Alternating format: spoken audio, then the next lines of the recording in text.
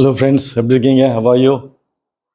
So அந்த cash management தொடர்ச்சியாக பார்த்து வரோம். லாஸ்ட் செஷன்ஸ் எப்படி இருந்தது? உங்களுக்கு புரிஞ்சுதா இல்லையா? உங்கள் ஃபீட்பேக் கமெண்ட்ஸ்லாம் கொடுத்தா எனக்கு ரொம்ப சந்தோஷமாக இருக்கும். ஒன்றுமே நீங்கள் அனுப்ப மாட்டேன்றீங்க. So you do send the feedback. அப்புறம் சப்ஸ்கிரைப் பண்ணுங்கள், ஃப்ரெண்ட்ஸுக்கு சொல்லுங்கள். எஸ்பிசி அகாடமி எது சஜஷன்ஸ் இருந்தால் கூட நீங்கள் சொன்னீங்கன்னா அதுக்கேற்ற மாதிரி பண்ணலாம். ஓகே, இப்போ ஒரு சின்ன கேஷ் மேனில் ஒரு சின்ன டாபிக். அது வந்து ஸ்லோ பேயிங் கஸ்டமர்ஸ். நீங்கள் கடலில் விற்கிறீங்க. கடலில் விற்கும்போது நேச்சுரலாக வந்து அவன் நீங்கள் நினைக்கிற அளவுக்கு கரெக்டாக உங்கள் இதில் வந்து நீங்கள் 30 நாளில் கட்டினா அப்படின்னா 30 நாளில் கட்ட மாட்டாங்க. முன்னுக்கு பின்னுக்கு 30, 40, 50 நாள் அப்படி மாறும். ஸோ அதனால் நம்ம வந்து நமக்கு என்ன நஷ்டம், அதனால் அதை வந்து எப்படி நம்ம சரி செய்யலாம் அப்படின்ற ஒரு சின்ன ஒரு வீடியோ தான் அது. ப்ராக்டிக்கல் சஜஷன்ஸ் தான், உங்களுக்கே தெரியும், அதெல்லாம் தெரிஞ்சது தான். அது இருந்தாலும் வந்து ஒரு உங்களுக்கு ரிமைண்ட் பண்ணுறதுக்காக, ஞாபகப்படுத்துறதுக்காக இந்த இது. ஸோ ஒரு சின்ன எக்ஸாம்பிள், எவ்வளோ உங்களுக்கு பணம் போகுது? ஒரு கஸ்டமர் 30 நாளில் கட்ட வேண்டிய வந்து நான் 60 நாளில் கட்டினான்னா உங்களுக்கு எவ்வளோ நஷ்டம் வருதுன்னு தெரியணும். எனக்கு நீங்கள் வந்து அது வந்து நான் ஏற்கனவே சொன்ன பிஸ்னஸ் எல்லாமே பைசா தான், எதுவுமே சும்மா ஃப்ரீ கிடையாது. ஸோ ஒரு இன்றைக்கி வர வேண்டியது இன்றைக்கி கொடுக்க வேண்டியது இன்றைக்கி கொடுக்கலனாக்கா 10 நாள் 10 நாள் கழிச்சு கொடுக்கணும்னா 10 நாளுக்கு வட்டி நீங்கள் பேங்க் கட்டி ஆகணும். பிகாஸ் பணம் தேவைப்படுது. ஸோ ஈச் டே ஒரு நாளைக்கு அவங்க 2 நாள் கழிச்சு கொடுத்தா 2 நாளைக்கு ஒரு காஸ்ட் உண்டு, உங்களுக்கு ஒரு செலவு உண்டு, ஒரு வட்டி உண்டு. புரியுதா உங்களுக்கு? அதனால் முக்கியம். அதனால் நீங்கள் கம்ப்ளீட்டாக நீங்கள் எல்லாமே எந்த ஏரியாலையும் கோட்டை விட்டுட்டா நீங்கள் அது லாபத்தை கடைசியாக மாற்றிக்கும். அதுதான் சொல்கிறேன், அதுக்காக தான் இந்த இது. ஸோ இந்த ஒரு சின்ன ஸ்லோப்பிங் கஸ்டமர் சின்ன ஒரு எக்ஸாம்பிள். இந்த எக்ஸாம்பிள் பார்த்தீங்கன்னாக்கா ஆனுவல் சேல்ஸ் 78,000 47,500 வந்து அவருடைய மொத்த சேல்ஸ் வருடத்துக்கு. ஓகே, ஸோ அது டெய்லி சேல்ஸ்னால் டிவைட் பை 365. டிவைட் பை 365னா ஒரு நாளைக்கு 21,500 ஒரு நாளைக்கு சேல்ஸ். ஸோ இது ஃபஸ்ட்டு அரைவ் பண்ணிடணும். ஸோ மொத்த சேல்ஸு டெய்லி சேல்ஸு. இப்போது ஆவரேஜ் கலெக்ஷனாக எவ்வளோ, ஆவரேஜாக எவ்வளோ, எப்போ சராசரியாக உங்களுக்கு எவ்வளோ பணம் எப்போ வருது? நீங்கள் எப்படி கணக்கு பண்ணுறதுன்னா அது சின்ன ஃபார்முலா. அது வந்து இந்த ரேஷியோஸ் போடணும்னு சொல்லுவேன், ஒன்றும் இல்லை. Average receivables divide by credit sales into 365. அது வந்து average sales, average debtors. Average டெட்டாஸாக எப்படி? ஓப்பனிங் ஒவ்வொன்றுக்கும் ஒவ்வொரு பீரியடுக்கும் ஓப்பனிங் உண்டு, க்ளோசிங் உண்டு இல்லையா? ஓப்பனிங் அப்போ ஒரு டெட்டாஸு, க்ளோசிங் அப்போ ஒரு debtors. So opening debtors closing debtors ரெண்டையும் கூட்டி 2 நாளில் வகுத்தீங்கன்னா சராசரி வந்துடும். Okay, divide by total credit, cash sales இல்லை, டோட்டல் கிரெடிட் சேல்ஸ் இன்ட்டு 365. அது பெருக்கினா அந்த ரிஷியோ வரும்போது சொல்கிறேன். அது பெருக்கினாங்க 65 நாளில் சராசரி அவன் கட்டுறான். ஸோ 65 நாளுக்கு சராசரியாக கட்டுறான். இந்த எக்ஸாம்பிள் வச்சுக்குவேனே, 65 நாள் வச்சு சராசரியாக கட்டுறான். ஆனால் நீங்கள் கொடுத்த ஒரு ரிகவரி பாலிசி படி, ரிசீவபிள்ஸ் பாலிசி படி அவன் 30 நாளில் கட்டணும். ஆனால் அவன் எவ்வளோ கட்டுறான், எப்போ கட்டுறான்? 65 நாளில். ஸோ எவ்வளோ கேப் வருது? 35 நாள் தள்ளி கட்டுறான். ஸோ 35 நாள் உங்களுடைய வர வேண்டிய காசு 35 நாள் மாட்டிக்கிச்சு, பிளாக் ஆகிடுச்சு. நீங்கள் அதுக்குன்னு சொல்லிட்டு அந்த 35 நாள் வெயிட் பண்ண முடியுமா? ரா மெட்டீரியல் வெயிட் பண்ண முடியுமா? வேஜஸ் கொடுக்காது இருக்க முடியுமா? புரியுதா? வேஜஸ் கொடுக்காது இருக்க முடியுமா? இபி கட்ட முடியாது இருக்க முடியுமா? முடியாது, எல்லாம் கட்டி ஆகணும். ஸோ நீங்கள் என்ன பண்ணுங்க, நேச்சுரலாக பேங்க்லேருந்து ட்ராப் பண்ணுவீங்க. ஸோ எவ்வளோ ட்ராப் பண்ணுவீங்க? நீங்கள் பாருங்கள், 21,500 ஒரு நாளைக்கு, 35 நாளைக்கு 7,52,500 வந்து உள்ள வந்து நிலுவையில் இருக்குது உங்களுக்கு வர வேண்டிய பணம். ஆனால் 65 நாள் தான் வருது. அந்த 30 நாளைக்கு என்ன பண்ணுவீங்க? ரா மெட்டீரியலுக்கு ஒரு சப்ளைக்கு பணம் கட்டணும், லேபர் கொடுக்கணும், இப்போ இபி பணம் கட்டணும், மற்ற செலவுலாம் இருக்குது. ஸோ அதே பண்ணுங்க. ஸோ நேச்சுரலி பேங்க்கில் கடன் வாங்குவீங்க. ஸோ அதுக்கடுத்து 65 நாளில் பணம் வந்த உடனே பேங்க்கில் வந்து கட்டிடுவீங்க, வட்டி குறைஞ்சிரும். ஸோ அந்த நாளுக்கு 8%, சராசரியாக 8% அப்படின்னு பார்த்தீங்கன்னாக்கா 60,200 நீங்கள் உங்களுக்கு நீங்கள் விரும்பாத ஒரு செலவு. 60,200 கஸ்டமர் 30 நாள் கட்ட வேண்டிய 65 நாள் கட்டுறதுனால உங்களுக்கு 60,200, 60,000க்கு மேலே உங்களுக்கு வருஷத்துக்கு உங்களுக்கு செலவு எக்ஸ்ட்ரா ஆகுது by way of interest to the bank. 60,000. So slow paying customers, உங்களுக்கு ஸ்லோ பேயிங் கஸ்டமர்னால உங்களுக்கு தலைவலி தான். ஸோ அதனால் என்ன பண்ணணும், ரிகவரி எஃபர்ட்ஸ் இன்க்ரீஸ் பண்ணணும். ரிகவரி ரொம்ப பக்காவாக பண்ணணும். சில காரியங்கள் அதுக்கு வந்து சில காரியங்கள் லிஸ்ட் அவுட் பண்ணிக்கிறேன். ஸோ 60,000 ஸ்லோ கஸ்டமர்ஸ் 30 நாளில் கட்ட வேண்டிய 65 நாள் கட்டுறதுனால உங்களுக்கு 60,000க்கு மேலே உங்களுக்கு வருஷத்துக்கு செலவாகுது. பார்த்துங்க. ஸோ அது மாதிரி அமௌண்ட் கூடிச்சுன்னா இன்னும் 65 நாளில் கட்ட வேண்டியவன் சப்போஸ் இங்கே 90 நாளில் கட்டினா இன்னும் இது ஏறும், செலவு இன்னும் ஏறும். அதனால் ஸ்லோ பேயிங் கஸ்டமரை நீங்கள் ஃபாலோ பண்ணி அந்த ரிக்கவரி கிரெடிட் சேல்ஸில் கிரெடிட்டில் விற்கிறது தப்பு இல்லை. ஆனால் அதுக்கப்புறம் தான் உங்களுக்கு வேலையை ஆரம்பிக்குது. ரிக்கவரி எஃபர்ட்ஸ் எப்படி கலெக்ஷன் எப்படி பண்ணணும் அப்படின்னு சொல்லி. இப்போ எப்படி வந்து ஸ்லோ பேயிங் கஸ்டமர்ஸ் இருந்த ரிசீவபிள்ஸை எப்படி நம்ம சீக்கிரமாக வாங்குறது அப்படின்றத சில சஜஷன்ஸ் அதை நீங்கள் உங்கள் சஜஷனோட ஆட் பண்ணிக்கலாம், ஒன்றும் பிரச்சனை இல்லை. இதெல்லாம் வந்து பொதுவாகவே ஃபாலோ பண்ணக்கூடிய சஜஷன்ஸ். அது உங்களுக்காக நான் போர்டில் எழுதியிருக்கேன், அதை எக்ஸ்பிளைன் பண்ண பாருங்க. முதல்ல ஆர்டர்ஸ் வந்துன்னா உடனே ஆர்டர்ஸ் வந்து டிலே பண்ணாதீங்க. நம்ம என்ன சொல்லுவாங்க, சார் ஆர்டர் வந்து லேட்டாக வந்தது சார், நாங்கள் 10 நாள் போயிட்டு நீங்கள் 15 நாளில் கொடுத்தீங்க, நான் இப்போ ஒன்று எப்படி கட்ட முடியும்னுவாங்க.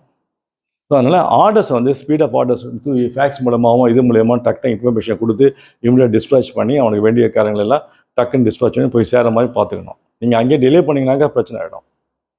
ஸ்பீடப் ஆர்டர்ஸ் ஸ்பீடப் பண்ணணும், இமெயிலில் ஃபேக்ஸ்லாம் இன்ஃபர்மேஷன் கொடுத்துடணும். ஓகே, அது மாதிரி டிலே உங்கள் சைடில் இருக்கக்கூடாது. அவன் சொல்லணும், என்ன சார் நான் எப்படி சார் உங்ககிட்ட சரக்கு வாங்கி நான் விற்க போகிறேன், நீங்கள் 10 நாள் தரீங்க, அதுக்கு அது மாதிரி கஷ்டம் வெயிட் பண்ணீங்க, நீங்கள் 20 நாள் கழிச்சு ஆரம்பிச்சுன்னா நான் எப்படி சார் விற்க முடியும், எப்படி சார் பண்ண டைம் எனக்கு வரும், அவனுக்கு டைம் இன் டைம் வரலன்னா அவன் எப்படி உங்களுக்கு டைம் கொடுப்பான். ஸோ அதனால் நீங்கள் ஆர்டர்ஸை வந்து கரெக்டாக டைமில் எக்ஸிக்யூட் பண்ணிடணும். அப்போ உங்களுக்கு உங்கள் சைடில் எந்த பிரச்சனை வராது. ரெண்டாவது, போர்டில் இப்போ உங்கள் இன்வாய்ஸ்லேயோ மற்ற டாக்குமெண்ட்ஸ்லையோ உங்கள் கிரெடிட் டேர்ம்ஸை எவ்வளோ நாள் கட்டணும், எவ்வளோ நாளுக்குள்ளே கட்டணும் கரெக்டாக சொல்லிடணும். அவனுக்கு தெரியணும்.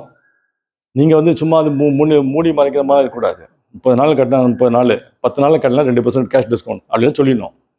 2/10 நெட்டு 30 அப்படின்னா 10 நாளில் நீங்கள் கட்டினீங்களா 2% கேஷ் டிஸ்கவுண்ட்டு, இல்லைனா 30 எல்லாத்தையும் 30 நாள் கட்டிடணும் அப்படின்றது கண்டிஷன்ஸு. ஸோ அதை பார்த்தீங்கன்னாக்கா இண்டிகல் போலி கரெக்டாக உங்கள் பாலிசியை நீங்கள் கரெக்டாக சொல்லிடணும். முதல்லே வாங்க டிரான்சாக்ஷன் கன்க்ளூட் பண்ணுற முன்னாடியே உங்களுடைய credit terms, conditions, penalty, cash discount எல்லாம் சொல்லிடணும். அது டாக்குமெண்ட் சொல்லிக்கணும், இன்வாய்ஸில் எழுதலாம், பேக் சைடில் கண்டிஷன்ஸ் போட்டு எல்லாத்தையும் போட்டுக்கிட்டா அவனுக்கு கரெக்டாக தெரியணும். அதுதான் முக்கியமாக சொல்லுது, அவனுக்கு தெரியணும் நீங்கள் உங்கள் டேர்ம் கண்டிஷன் என்னன்னு தெரியணும். இல்லை நாளைக்கு எங்கே சொல்லவே இல்லை சார்னு சொல்லிடுவோம். மூணாவது, கிரெடிட் பணம் கட்டாதவங்கிட்ட ரொம்ப தொடர்ச்சி அதே லெவலில் கிரெடிட் கொடுக்காதீங்க.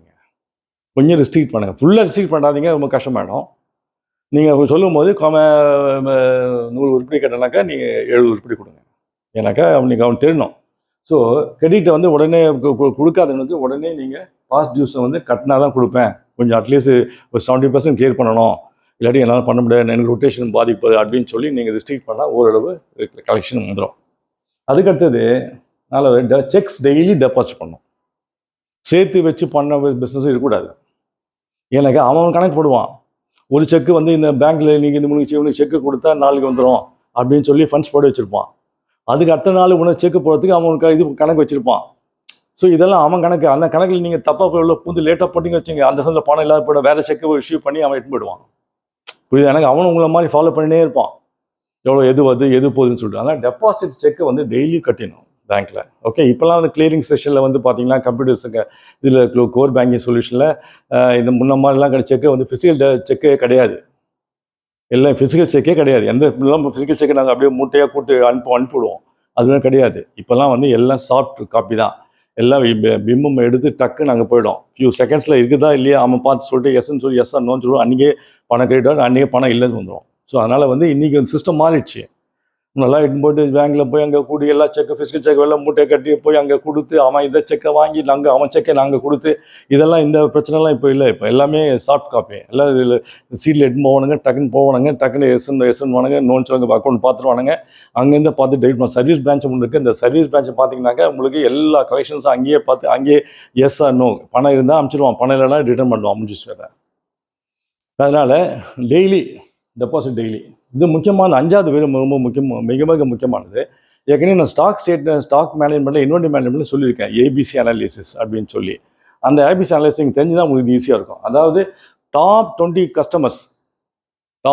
கஸ்டமர்ஸு அவங்க 80% அந்த ரிசீவபிள்ஸ், அந்த கொடுக்க வேண்டிய கடனில் 80% அவங்களுக்கு இருந்ததுன்னா அந்த டாப் 20% நீங்கள் ஃபாலோ பண்ணிக்கலாம். 80% ரிசீவபிள்ஸ் வந்து ஃபாலோ பண்ணி வாங்கிக்கலாம். நீங்கள் ஃபாலோ பண்ணது ஒன்லி 20, ஆனால் எவ்வளோ அமௌண்ட் இன்வால்வ்டு 80%. அப்போ நீங்கள் என்ன பண்ணணும், லிஸ்ட் எடுக்கணும் எந்த டாப் கஸ்டமர்ஸ். அப்போ அதுதான் சொல்கிறேன், ஏபிசி அனாலிசிஸ்லாம் ஹையஸ்ட் வால்யூம் வேல்யூ அது உங்களுக்கு அது சொல்லும்போது ஈஸியாக இருக்கும். இப்போ தான் உங்களுக்கு identify top 20%. Top 20% of customers who has got 80% of receivables. Receivables மொத்தம் உங்களுக்கு வர வேண்டிய கடனில் 80% அவங்ககிட்ட இருக்கும் டாப் 20%. அதை நீங்கள் அந்த டாப் 20% ஃபாலோ பண்ணாலும் போதும் 80% ரிகவர் பண்ணிடலாம். புரியுதா இல்லையா?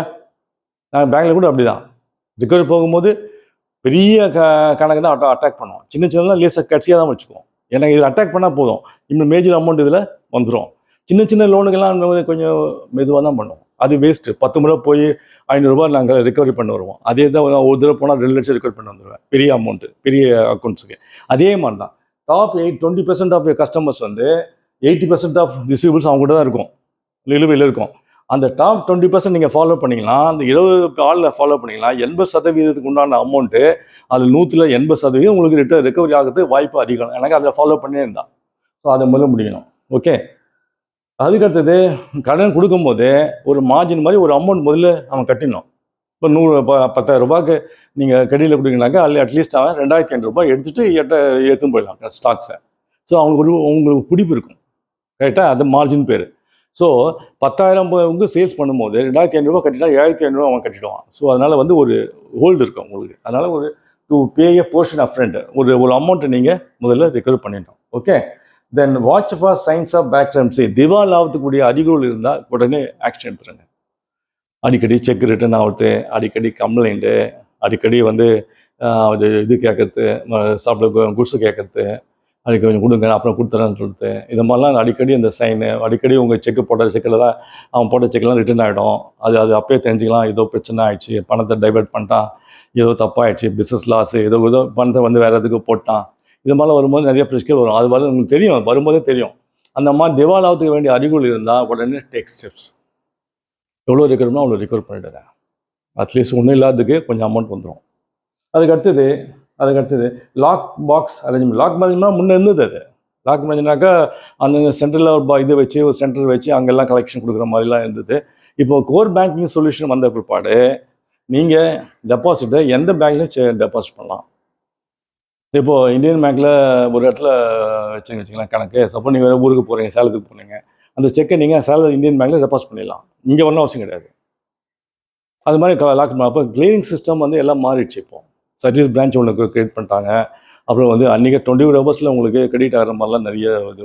Because core banking solution computer ஆன பிற்பாடு பேங்க் பிகம் ஸ்மால் பேங்க், ஒரு பேங்க் மாதிரி ஆகிடுச்சு. அதனால் நீங்கள் எல்லா இடத்துலையும் போய்ட்டு பண்ண மாதிரி லாக் எல்லாம் போய் கலெக்ட் ஆகிற மாதிரி எல்லாம் கலெக்ட் பண்ண மாதிரி இல்லை. அங்கங்கே எங்கே போனால் அங்கேயே கொடுத்துடலாம். சில கலெக்ஷன் ஏஜென்ட் இருக்காங்க, வந்து கலெக்ட் பண்ணி போகிறாங்க. அது நமக்கு இப்போலாம் ரொம்ப அதிகமாக இருக்கிறது இல்லை, ஏன்னாக்கா நீங்கள் போட்ட உடனே வந்துடுது. அதேமாதிரி டெய்லி டெபாசிட் பண்ணுறதுனால உங்களுக்கு எந்த பிரச்சனையும் வராது. டெய்லி டெபாசிட் கிளியரிங்னால உங்களுக்கு கிளியரிங்லாம் எல்லாம் கம்ப்யூட்டரைஸ்டு, எல்லாம் 24 ஹவர்ஸில் உங்களுக்கு கணக்கு முன்னே இல்லைன்னு வந்துடும், இல்லாட்டி கணக்கில் வர வந்துடும். ஸோ அதனால் லாக் பேக் அரேஞ்ச் பண்ணாக்கா இப்போ முன்னே இருந்தது அது மாதிரி. இப்போ அது மாதிரிலாம் போய் கலெக்ஷன் போகிற மாதிரிலாம் இல்லை. எந்த உங்கள் பேங்க்கில் உங்கள் பிரான்ச்சில் ஒரு இடத்துல இங்கே மெட்ராஸில் சென்னையில் ஒரு பிரான்ச்சில் வச்சுருக்கீங்கன்னு வச்சிங்களேன். நீங்கள் ஊருக்கு போகிறீங்க, அங்கே சேலத்தில் ஒரு கஸ்டமர் பார்க்குறாரு, அங்கே செக்கு கொடுக்குறாரு, அந்த செக்கு இங்கே வந்தால் போன அவசியம் கிடையாது, நான் அங்கேயே போட்டு வந்துடலாம் கலெக்ஷனில். உங்களுக்கு கணக்கில் இங்கே கிரியேட் ஆகிடும். ஓகேவா? ஸோ அதனால் அது மாதிரி உங்களுக்கு நிறைய வாய்ப்பு இருக்குது. அதனால் உங்களுக்கு சீக்கிரம் நீங்கள் பண்ணலாம், ஒன்றும் பிரச்சனை இல்லை. அப்போ இது வந்து கரெக்டாக உங்களுக்கு சீக்கிரம் ரிலீஸ் ஆகிடும். அந்த மாதிரி அரேஞ்ச்மெண்ட்டு நீங்கள் யூஸ் பண்ணிக்கலாம். அதுக்கேற்ற மாதிரி இந்த கிளியரிங் கம்ப்யூட்டர்ஸ்னால நீங்கள் அதை யூஸ் பண்ணிக்கலாம். அதே மாதிரி உங்கள் ரிசர்ச், உங்கள் கம்பெனியுடைய கலெக்ஷன் எஃபர்ட்ஸ், உங்களுடைய ரிகவரி எஃபர்ட்ஸை நீங்கள் எந்த அளவுக்கு நீங்கள் கலெக்ட் பண்ணியிருக்கீங்க அவங்களுடைய ரிவ்யூ பண்ணணும். எந்த கஸ்டமர் எப்போ டிலே பண்ணுறான், ஏன் டிலே பண்ணுறாப்புல, எவ்வளோ நாள் பெண்டிங்கு, ஏஜ் ஆஃப் டெட்டாஸ் எடுக்கணும். ஒவ்வொரு ரிசீவபிள்ஸுடைய ஆட்களுக்குடைய டெட்டாஸ் ஏஜ் எடுக்கணும். ஏஜ் ஆக ஆக ஆக ரிகவர் பண்ணுறது கஷ்டம், பேட் ஆகிடும். Slow paying customers will become நான் பேயர்ஸ். ஃபாலோ பண்ணலாம். அதனால் அதில் தனி லிஸ்ட் எடுத்து அதை ஃபாலோ பண்ணி அப்போ வேலை எப்படி மெத்தட் அப்ளை பண்ணுறது, லீகலாக இஷ்யூ பண்ணலாமா, இல்லாட்டி எஃபர்ட்ஸ் எடுக்கிறது, எந்த சம்பளம் மீட் பண்ணோம், யாரை மீட் பண்ணோம், அது மாதிரிலாம் கரெக்டாக எடுத்து ஸ்ட்ராட்டஜி எப்போது எஃபர்ட்ஸ் எடுத்து நல்ல விதமாக சயின்டிஃபிக்காக எஃபர்ட்ஸ் எடுக்கணும். சும்மா சாமாடி ஜஸ்ட் ஏன்னா தானமாக போய் நீங்கள் ஃபாலோ பண்ணினாக்கா இது வராது, உங்களுக்கு ரிகவரி வராது. அதனால் ரிகவரி வெரி இம்பார்ட்டண்ட்டு. கிரெடிட்டில் சேல்ஸ் கொடுத்து சேல்ஸ் அனுபவம் மட்டும் முக்கியம் இல்லை, அதே மாதிரி ரிகவரி கலெக்ஷன் எஃபர்ட்ஸும் ரொம்ப முக்கியம். ஸோ ரெண்டுமே நீங்கள் மனசில் வச்சுக்கிட்டு யூ டு ஆக்ட். அப்போ உங்களுக்கு அந்த கலெக்ஷன் இன் டைம் வந்துச்சுனாக்கா நீங்கள் பிஸ்னஸ் ஸ்மூத்தாக ரன் பண்ணுறதுக்கு ரொம்ப ஈஸியாக இருக்கும். அதனால் உங்களுக்கு தொடர்ச்சியாக இந்த மாதிரி நல்ல இன்புட்ஸ் உங்களுக்கு கிடைக்குன்னு நினைக்கிறேன். கொடுப்பேன். உங்களுக்கு வேண்டியது நீங்கள் ஃபீட்பேக் கொடுத்தா நாங்கள் அதுக்கேற்ற மாதிரி ஐ கேன் உங்களுக்கு மோட்டிவேட் பண்ணி உங்களுக்கு நான் கொடுக்க முடியும். உங்களுக்கு புரிஞ்சிருக்குன்னு நினைக்கிறேன் இந்த ஸ்மால் டாப்பிக்கு. ஸோ நம்ம நெக்ஸ்ட் டைம் மீட் பண்ண வரைக்கும் உங்களுக்கு எல்லாருக்குமே ஆல் த பெஸ்ட். தேங்க்யூ.